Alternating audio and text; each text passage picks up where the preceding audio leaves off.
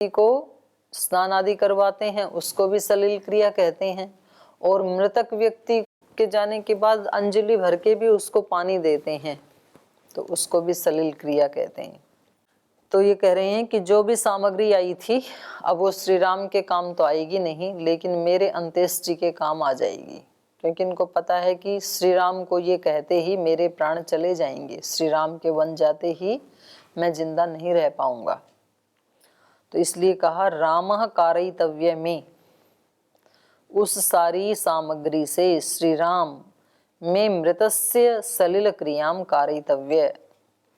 तुम कह देना श्री राम को कि उन सारी सामग्रियों से अब वो मेरा अंत्येष्टि संस्कार कर दें, मेरी सलिल क्रिया कर दें। त्वया सपुत्रया नैव कर्तव्या सलिल क्रिया व्याहन्तास्य शुभाचारे यदि रामाभिषेचनम। कह रहे हैं यदि तुम बिल्कुल ही नहीं मान रही हो और अशुभाचारी रामाभिषेचनम, श्री राम का अभिषेचन का जो ये शुभ समाचार था इसमें तुम अशुभ आचरण कर रही हो, यदि व्याहंतासी, उसको तुम नष्ट कर रही हो, उस शुभ मंगलमय कार्य को नष्ट कर रही हो, उसमें बाधा डाल रही हो, उसको नहीं होने दे रही हो यदि राम के अभिषेक को, तो सपुत्रया त्वया सलिल क्रियाम नैव कर्तव्या, तो अपने पुत्र सहित, सपुत्रया पुत्र सहित, त्वया तो सलिल क्रिया नैव कर्तव्या, न कर्तव्य ऐसे भी कह सकते थे, नैव कर्तव्य एव लगा दिया, नहीं ही करना है, बिल्कुल भी नहीं करना है। तू और तेरा पुत्र मेरे को हाथ भी मत लगाना, क्योंकि मैंने तुम दोनों के संबंध को छोड़ दिया है, परित्यक्त कर दिया है, परित्याग कर दिया है मैंने। तो इसलिए भरत भी आए तो उसको बोलना मेरे को हाथ ना लगाए, और तू भी मेरे को हाथ मत लगाना। ताम तथा ब्रुवतस्तस्य भूमिपस्य महात्मना प्रभाता शर्वरी पुण्या चंद्र नक्षत्रशालिनी। तो इससे ये भी पता लग रहा है कि व्यक्ति ना मतलब बिल्कुल ही ऐसा हो जाता है कि भाई अब तो कोई चारा ही नहीं रहा, उसी समय फिर अंतिम उसको समाधान मृत्यु दिखाई देता है। इन्होंने तो काफी समझाया, कोशिश तो की उसको रोकने की, लेकिन कई तो मानी नहीं। तो अब इनको अपनी समस्या का अंतिम समाधान क्या दिखाई दे रहा है? मृत्यु दिखाई दे रहा है कि भाई मैं मर ही जाऊंगा। तो ऐसे व्यक्ति जल्दी से तो मृत्यु का नाम लेना भी पसंद नहीं करता है। कोई मौत का नाम ले दे तो बोले अरे शुभ बोलो ना, आप क्या अशुभ बोल रहे हो, तो उसको भी अशुभ मानता है। लेकिन जब उसको लगता है कि अब तो कुछ भी चारा रहा नहीं, यद्यपि ऐसा होता नहीं है, क्योंकि कोई भी इस धरती की ऐसी समस्या नहीं है जिसका समाधान ना हो, हर समस्या का समाधान है, पर उस समय उस व्यक्ति को ऐसे लगता है कि अब और कोई चारा नहीं है। कई समाधान निकल सकते थे, अगर ये समाधान की तरफ इनकी दृष्टि होती तो ये भी कह सकते थे, क्योंकि पहले भी तो ऐसी बहुत समस्याएं आई थी। जब विश्वामित्र जी श्री राम को लेने के लिए आए थे गुरुकुल में पढ़ाने के लिए, तो ये बिल्कुल नहीं भेजना चाहते थे। इतने बाद इतने दिन के बाद तो संतति मिली इनको, और उसको अब विश्वामित्र जी लेने आ गए, और वो भी राक्षसों को मारने के लिए। तो वो भी तो इतनी विकट समस्या थी ना। लेकिन उस समय इन्होंने अपनी सारी समस्या गुरु के सामने रख दी, लेकिन अब की बार नहीं रखी। अब की बार भी रख सकते थे, ये कह सकते थे कई को कि ठीक है, मैं ये समस्या गुरु वशिष्ठ के सामने रखता हूँ, और जैसे वो कहेंगे वैसे कर लेंगे। यदि वो राम को भेजने की अनुमति देंगे तो ठीक है, भेज देंगे, और आपको त्यागने की अनुमति देंगे तो आपका त्याग कर देंगे। तो दोनों में से जो भी वो बताएंगे, तो अपने से बड़े का आश्रय लिया जा सकता है। पर उस समय जब व्यक्ति को ये लगता है कि इस समस्या का भी समाधान हो सकता है, दुनिया की कोई ऐसी समस्या नहीं है जिसका कोई समाधान ना हो, तब तो वो फिर ढूंढता है उपाय कि क्या समाधान हो सकता है, किसको बताऊं, किसके सामने कहूं। और जब व्यक्ति ने ये सोच लिया कि अब इस समस्या का कोई समाधान नहीं है, तो फिर वो उस समय मरने की सोचता है। फिर उसको ऐसे लगता है ना, तो किसी को बताता भी नहीं है। तो महाराजा दशरथ ने अब मरने की तैयारी कर ली, क्योंकि ये ऐसा समाचार है कि ये किसी को भी बताए तो उसको खुद ही अपमानित होना पड़ेगा। श्री राम को भेजने वाला जो परिस्थिति थी, उसमें उनका व्यक्तिगत कुछ जुड़ा हुआ नहीं था, अपमान वाली बात। तो इसलिए कुछ समस्याएं ऐसी होती हैं जो बताई जा सकती हैं किसी के सामने, जिसमें व्यक्तिगत अपमान की धारणा ना हो, ऐसी कोई बात जुड़ी हुई ना हो, और जिसमें ये लगता है भाई ये बता दिया तो मतलब मेरा व्यक्तिगत अपमान इतना होगा, तो व्यक्ति बताना भी नहीं चाहता है फिर। तो इसलिए इन्होंने बोले वो जो भी सामग्री आई है उससे अब मेरी सलिल क्रिया होगी, मेरी अंत्येष्टि होगी, लेकिन तुम दोनों हाथ मत लगाना मेरे को, भरत भी मत लगाना और आप भी मत लगाना। अब देखो भरत तो निर्दोष है बेचारा, लेकिन कभी कभी ऐसे भी होता है, वो बोलते हैं ना गेहूं के साथ गुण भी पिस जाता है, क्योंकि वो गेहूं में बैठा बेचारा, तो अब वो और कहाँ जाए गुण, तो कहीं तो किसी अनाज में तो रहेगा ना, उसको खाना है तो पैदा ही वहीं होता है वो, तो और कहाँ जाएगा वो उससे निकल के। तो इसमें भरत का क्या दोष है, लेकिन बस इतना दोष है क्योंकि वो कैकेयी का पुत्र है, और कैकेयी ने वो त्रुटि कर दी। तो कभी कभी बच्चों की त्रुटि से माँ बाप पिसे जाते हैं। किसी की कन्या या किसी का लड़का, उनके विवाह संबंध ठीक से नहीं चलते हैं, किसी लड़की का विवाह किया और वो ठीक से उस परिवार में रहती नहीं है, तो फिर माता पिता भी पिसी जाते हैं, उनको भी परेशानी उठानी होती है। कभी कोई लड़का ऐसा गलत रास्ते पे चल पड़े, तो फिर लड़की के माता पिता लड़के के साथ साथ उसके माता पिता को भी दंड दिलवाते हैं, देते हैं, वो भी पिस जाते हैं। कभी शिष्यों की गलती से गुरुजी फंस जाते हैं, कभी गुरुजी की गलती से शिष्यों को बहुत सुनना पड़ता है। तो जिसका जिसके साथ संबंध है, कई बार वो निर्दोष होते हुए भी उसको वो उन चीजों से प्रभावित होना पड़ता है। तो आप कहेंगे जी तो कर्म फल व्यवस्था तो ये ऐसी है कि जो कर्म करे उसी को ही फल मिलना चाहिए, दूसरे को क्यों मिले। फल तो उसी को मिलेगा, लेकिन उसका प्रभाव दूसरे तक भी चला जाता है, जो आसपास में है उसको भी प्रभाव लग जाता है। कोई पानी के अंदर प्रवेश ना करे पर पानी के पास भी बैठा है तो उसके ऊपर भी शीतलता का प्रभाव तो हो ही जाता है। अग्नि के अंदर प्रवेश बेशक ना करे व्यक्ति, पर अग्नि के पास भी बैठा है तो उसको उष्णता मिल ही जाती है। तो अपने आसपास के लोग कैसा जीवन जीते हैं उसका प्रभाव हमारे ऊपर भी पड़ता है। इसलिए तो प्रार्थना की जाती है रोजाना, सर्वे भवन्तु सुखिनः सर्वे सन्तु निरामय, क्योंकि एक आधे भी दुखी होंगे, पड़ोसी भी दुखी होंगे, रिश्तेदार भी दुखी होंगे, तो हमें दुखी करेंगे ना।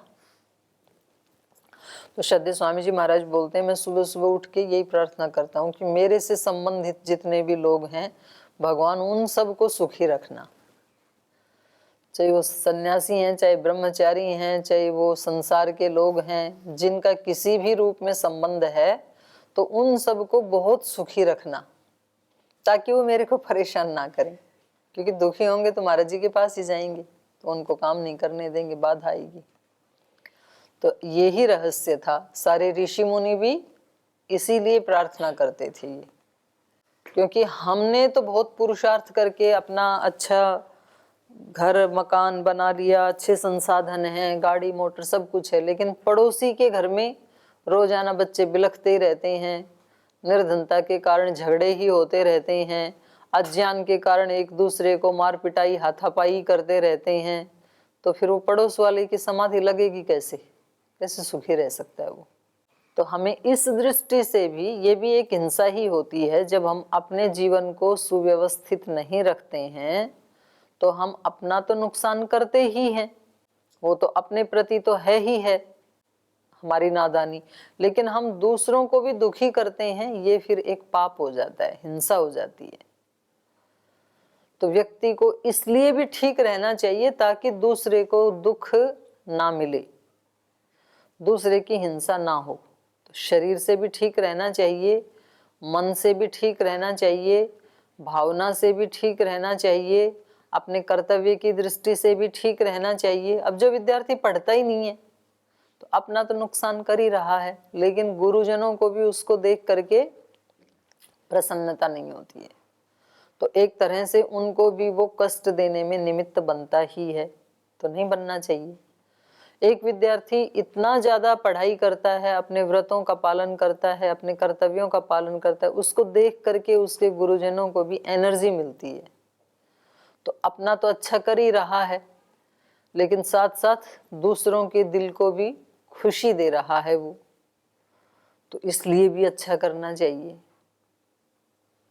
तो यहाँ भरत का यद्यपि कोई दोष नहीं है, उसको तो पता भी नहीं है, और वो हृदय से अत्यंत धर्मात्मा हैं, लेकिन उसके प्रति भी महाराजा दशरथ के हृदय में इसलिए द्वेष भाव आ गया क्योंकि वो कैकेयी का पुत्र है। तो इसलिए कह रहे हैं उसको भी बोलना वो मेरी सलिल क्रिया में हाथ भी ना लगाए मेरे को।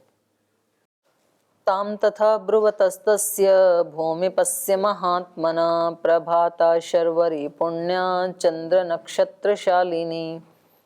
तो तथा ताम, उस कैकेयी को, तथा ब्रुवत, जब वो इस प्रकार कह रही थे, ये सारी बातें बता रहे थे जब कैकेयी को, तस्य भूमिपस्य महात्मनः, तो कह रहे हैं वो महाराजा दशरथ, जो महात्मा राजा दशरथ हैं, उनके ऐसे कहते हुए, कैकेयी को ऐसे कहते हुए, प्रभाता शर्वरी पुण्या, तो पुण्या शर्वरी प्रभाता, जो पुण्यशालिनी जो रात्रि थी वो बीत गई, और चंद्र नक्षत्र शालिनी पुण्या शर्वरी प्रभाता, चंद्रमा और नक्षत्रों से युक्त जो पुण्य देने वाली रात्रि थी वो बीत गई।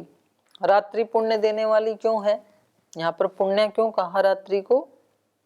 क्योंकि रात्रि में जो साधक लोग होते हैं वो तो साधना करते हैं, कोई रात को सोते समय करते हैं, तो कोई सुबह जल्दी उठ करके करते हैं, और जो दूसरे प्राणी हैं वो थक हार गए थे तो वो अपने उसको नींद को, गाढ़ निद्रा में जब वो सोए हुए होते हैं तो उनको वापस एनर्जी मिल जाती है, तो इसलिए ये भी एक पुण्य है। तो इसलिए यहाँ रात्रि को कहा पुण्या, चंद्र नक्षत्र शालिनी पुण्य शर्वरी प्रभाता, प्रभात काल हो गया, वो रात्रि बीत गई, ऐसी बात करते करते ही। वसिष्ठो गुण संपन्न शिष्यै परिवृत्तस्तदा उपसंगृह्य संभारान प्रविवेश पुरोत्तमम्। और जैसे ही प्रभात काल हुई तो गुण संपन्न वसिष्ठ, अनेक गुणों से संपन्न वसिष्ठ जी, शिष्य परिवृत, अपने शिष्यों से घिरे हुए, तदा तब, उपसंगृह्य समभारान, सारी सामग्रियों को साथ लेकर के, क्योंकि इनको राज्याभिषेक करना था, तो इनके जो शिष्यगण हैं, किसी के हाथ में जल होगा, किसी के हाथ में सामग्री होगी, किसी के हाथ में पुष्प होंगे, कुछ अलग अलग प्रकार की चीजें अपने शिष्यों के हाथ में दे रखा था इन्होंने। संभारान उपसंगृह्य, सब सामग्रियों को एकत्रित करके, पुरोत्तमम प्रविवेश, उस उत्तमपुर में उन्होंने प्रवेश किया। पुर मतलब अयोध्या। तो इसका मतलब है कि ये नगरी से बाहर रहते थे। तो वो तो होती थी, हमारी जो प्राचीन आवास व्यवस्था है उसमें गांव में केवल गृहस्थियों को ही रहना अलाउ था। वानप्रस्थी, सन्यासी और ब्रह्मचारी तीनों गांव में नहीं रह सकते। बच्चा 8 साल के बाद गांव में नहीं रह सकता है, और गृहस्थी 60 साल के बाद गांव में नहीं रह सकता है। उसको वानप्रस्थियों की कुटियां ही गांव के बाहर बनी होती थी, और सन्यासी को तो रहना ही नहीं है। तो ये तो सन्यासी हैं वशिष्ठ जी। तो ये वर्णाश्रम धर्म की जो व्यवस्था है, आवास व्यवस्था, उसका उस समय पालन होता था। वो इस श्लोक से ज्ञापित होता है, क्योंकि इन्होंने प्रातः काल होने पर अपने शिष्यों सहित उस नगरी में प्रविवेश, पुरोत्तमम प्रविवेश, उत्तम नगरी में प्रवेश किया। इसका मतलब रात्रि को अपने जो भी इनका जंगल में कुटिया थी, आश्रम था, वहां रहते थे ये। सिक्त सम्मार्जित पथाम पताकोत्तम भूषिताम विचित्र कुसुमाकीर्णाम नानास्रग्भि विराजिताम संहृष्टम मनुजोपेताम समृद्ध विपणापणाम चन्दनागारुधूपैश्च सर्वतः परिधूपितां तां पुरीं समतिक्रम्य पुरन्दरपुरोपमां ददर्शान्तःपुरश्रीमान् नानाध्वजगणायुतं तदन्तःपुरमासाद्य व्यतिचक्राम तं जनं वसिष्ठः परमप्रीतः परमऋषिर्विवेशः सत्त्वपश्यन् विनिष्क्रान्तं सुमन्त्रं नाम सारथिं द्वारे मनुजसिंहस्य सचिवं प्रियदर्शनं तमुवाच महातेजाः सूतपुत्रं विशारदं वसिष्ठः क्षिप्रमाचक्ष्व नृपतेर्माम् इहागतम्। तो जब इन्होंने नगरी में प्रवेश किया तो क्या देखा? सिक्त सम्मार्जित पथाम। सिक्त जल छिड़का गया था उनके ऊपर, क्योंकि पहले कच्चे ही रास्ते होते थे, तो कोई ऐसा बड़ा फंक्शन हो तो इसलिए छिड़क देते थे पानी की धूल ना उड़े। तो इसलिए सिक्त और सम्मार्जित, सम्मार्जन माने साफ करना, तो कूड़ा करकट नहीं था। तो इसका मतलब सफाई अभियान कोई मोदी जी का अभूतपूर्व अभियान नहीं है, रामायण काल का ये अभियान है। तो यहाँ पर रास्ते कैसे हैं? सिक्त हैं, सम्मार्जित हैं, स्वच्छ हैं रास्ते बिल्कुल। सिक्त सम्मार्जित पथाम नगरी का विशेषण है। ऐसी नगरी में उन्होंने प्रवेश किया। पताकोत्तम भूषिताम, और उत्तम पताकाओं से आभूषित हो रही थी वो नगरी। हर घर द्वार के ऊपर पताकाएं लहरा रही थी। विचित्र कुसुमाकीर्णाम, और तरह तरह के फूल बिखेरे गए थे रास्तों के ऊपर, फूलों से सजाया गया था। अभी तो कोई फंक्शन होता है तो एक स्टेज आदि को या एक भवन को फूलों से सजाते हैं, उसी में लाखों रुपए लग जाते हैं। और श्री राम का राज्याभिषेक होना था तो पूरी अयोध्या के रास्तों को भी विचित्र कुसुमाकीर्णाम, तो इसका मतलब फूल खूब होते होंगे तब। तो खूब सारे फूल तोड़ तोड़ करके रास्तों को भी फूलों का बनाया हुआ था। विचित्र कुसुमाकीर्णाम नाना स्रग्भि विराजिताम, तो अनेक फूलमालाएं कहीं लटक रही थी, तो कहीं फूल रास्तों के ऊपर बिखरे हुए थे, जल छिड़का हुआ था, सुगंधित पदार्थ छिड़के हुए थे, और साफ सुथरे थे रास्ते। ऐसी नगरी में उन्होंने प्रवेश किया सुबह सुबह, क्योंकि सब नगरी के लोगों ने मिलकर के कर दिया होगा। संहृष्ट मनुजोपेतां समृद्ध विपणापणां चंद्रगारुधूपैश्च सर्वतः परिधूपितां, और संहृष्ट मनुजोपेतां, वहां पर हृष्ट पृष्ठ मनुजों से उपेत युक्त, वहां पर रहने वाले सभी मनुष्य कैसे थे? अयोध्या में संहृष्ट, प्रसन्न थे और सुखी थे। संहृष्ट मनुजोपेताम, जो प्रसन्न मन वाले और स्वस्थ मनुष्य हैं, ऐसे मनुष्य थे अयोध्या में, सब अपने दरवाजे के बाहर खड़े थे। समृद्ध विपणपणाभ्याम, और धन धान्य से सब समृद्ध थे वो लोग। चंदन अगर धूपैश्च, और अगर तगर चंदन आदि ऐसे सुगंधित जो पाउडर आदि हैं वो अग्नि में डाल करके, धूपैश्च परिधूपिताम, तो ये भी बात नई नहीं है, योगग्राम में देते हैं ना अग्नि में डाल करके। स्वामी यज्ञदेव जी ने बना रखी है दिव्येष्टि, ये एष्टि वो एष्टि, तो ये कोई नया वो नहीं है, रामायण काल से ही डालते थे। चंदन, अगर, तगर, जावित्री, गोकुल, ये सब डालते थे। और यही प्रथा रही है हमारी, तो बहुत अति प्राचीन है, क्योंकि ये वैज्ञानिक भी है, कीटनाशक है ना। जैसे आजकल जो बनाते हैं उसमें केमिकल डाल के बनाते हैं, तो उससे तो अस्थमा होता है, उससे वो फेफड़े में जा करके वो जम जाता है वहां पर, तो फेफड़े के जो स्पंज जैसे छिद्र छिद्र हैं उनको बंद कर देता है वो धुआं केमिकल वाला। और ये वाला वहां जाए तो उसको खोल देता है, क्योंकि इसमें ऐसी शक्ति है।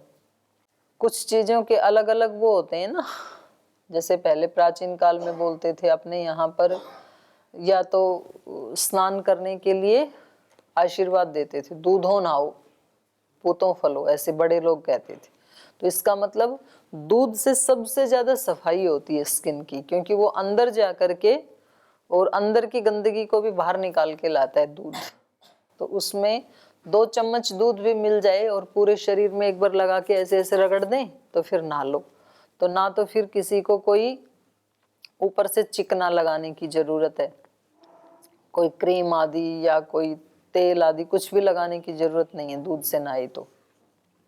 और यदि साबुन से नहाए तो कितना भी आप उतार लो तो भी छिद्रों के ऊपर एक सफेद सफेद लेयर सी रह ही जाती है, तो वो छिद्रों को बंद कर देती है, फिर पसीना बाहर आता नहीं है, तो इसलिए फिर वो बीमारी लाती है। और फिर एक तो साबुन से नहाओ, फिर उसको टॉवल को भी ऐसा टॉवल मुलायम हो जो उसको खोले नहीं रोम छिद्र को, और रगड़ना है नहीं, रगड़ के अगर पूछें तो भी थोड़ा बहुत सफाई हो ही जाए। और उसके बाद फिर वो जो सफेद सफेद है उसको मिटाने के लिए फिर कोई क्रीम लाओ। तो ये सब जो मल्टीनेशनल कंपनियां हैं उनकी साजिश है ये। तो अपना पुराना तो क्या था, दूध से नहाओ, दूध भी नहीं है तो थोड़ा सा उबटन से नहाओ, तो पतंजलि ने उबटन भी बना रखा है, तो उसमें भी ये गुण होते हैं। चने के आटे में, बेसन में या जौ के आटे में तो बनाते थे। सिर बाल धोने के लिए दही से धोते थे। आजकल तो जब शादी होती है ना तो 1 चम्मच डाल के शगुन करते हैं दूल्हे को या दुल्हन को एक दिन। तो ये तो परंपरा ही थी हमारे यहाँ, छाछ से, मुल्तानी से, दही से, उसी से बाल धोते थे। ना कंडीशनर की आवश्यकता है, ना कलर की आवश्यकता है, ना शैम्पू की आवश्यकता है। तो ये जो अपने पुरानी जो चीजें हैं वो बहुत वैज्ञानिक हैं। तो यहाँ पर सारे रास्ते अयोध्या में धूप आदि से सुगंधित थे, उनमें गुग्गुल आदि डाल रखा था, चंदन डाल रखा था, अगर तगर की लकड़ी डाल रखी थी। चंदन अगर धूपैश्च सर्वतः परिधूपिताम, सब जगह सुगंध करो। अगर आपको कोई उत्सव मनाना है तो सब जगह इस तरह की सुगंध होनी चाहिए। तो ऐसी उस नगरी में महर्षि वशिष्ठ ने अपने शिष्यों सहित प्रवेश किया। ताम पुरीम समतिक्रम्य पुरंदर पुरोपमाम ददर्शान्तः पुरम श्रीमान नाना ध्वज गणायुतम। ताम पुरीम समतिक्रम्य, तो जब उसमें नगरी में प्रवेश किया वहां से लेकर के और पूरे महल तक पहुंच गए, उसका अतिक्रमण करके उसके बीच में से जाते हुए। ताम पुरीम समतिक्रम्य पुरंदर पुरोपमाम, पुरोपमाम माने इंद्रपुरी के समान, जैसे इंद्र की नगरी हो इतनी सुंदर। पुरंदर माने इंद्र, पुरंदर पुरंदर पुर उपमाम, इंद्र के समान दिखने वाली उस नगरी में। ददर्श उन्होंने उस नगरी को देखा, और अंतःपुरम और महल को भी, राजमहल को भी देखा। ददर्श अंतःपुरम श्रीमान, श्रीमान वशिष्ठ जी ने राजमहल को भी देखा, जो नाना ध्वज गणायुतम, जो अनेक प्रकार के झंडे उसके ऊपर फहरा रहे थे। ध्वजाएं लगा दी होंगी। अब लोगों को क्या पता, काम करने वालों को बेचारों को, कि हम तो इस महल को सजा रहे हैं, महल के अंदर क्या हो रहा है वो उनको तो नहीं पता है। तो उन्होंने बाहर से पूरा डेकोरेट कर दिया। तो इस प्रकार के इस अयोध्या नगरी में और राजमहल के पास महर्षि वशिष्ठ ने प्रवेश किया, वहाँ पहुँच गए। अब वहाँ जाने के बाद क्या हुआ वो कल पढ़ेंगे, आज यहीं विराम लेते हैं।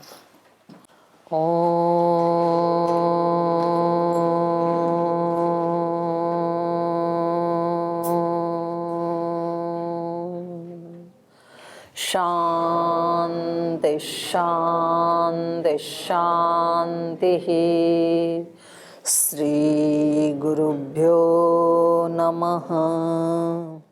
हे हृदयेश्वर, हे सर्वेश्वर, हे प्राणेश्वर, हे परमेश्वर, हे हृदयेश्वर, हे सर्वेश्वर,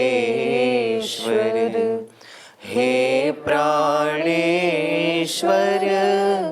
हे परमेश्वर, हे समर्थ, हे करुणा सिंधु, हे समर्थ, हे करुणा सिंधु, विनती ये स्वीकार करो, विनती ये स्वीकार करो। भूल दिखाकर उसे मिटा कर, भूल दिखाकर उसे मिटा कर, अपना प्रेम प्रदान करो, अपना प्रेम प्रदान करो। पीर हरो हरि, पीर हरो, पीर हरो हरि, पीर हरो, पीर हरो हरि, पीर हरो, पीर हरो हरि, पीर हरो। हे हृदयेश्वर, हे सर्वेश्वर, हे प्राणेश्वर, हे परमेश्वर, हे प्राणेश्वर, हे परमेश्वर, हे प्राणेश्वर, हे परमेश्वर। ओम श्री